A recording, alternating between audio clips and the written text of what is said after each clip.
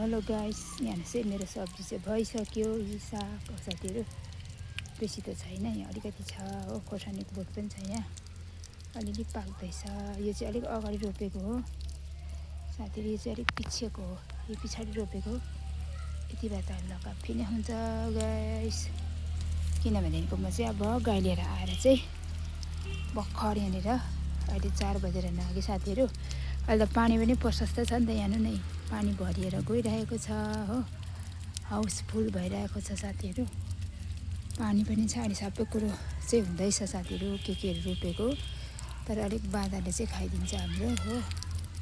बाँदर नआउनु हो भने चाहिँ अलिक बेसी नै हुन्थ्यो होला साथीहरू, के गर्नु अन्त। अनि बाँदर आइरहेछ। कोकोमेन्दो हेर्नुहोस् है, यहाँनिर तामाङ भाषाबाट कोकोमेन्दो हो, हाम्रो पर्वते भाषाबाट चाहिँ यसलाई चाहिँ भन्छ टोटोलाको फुल। माथि हेर्नुहोस् है। हुन्छ साथीहरू, बाई बाई, हेर्दै गर्नुहोस्।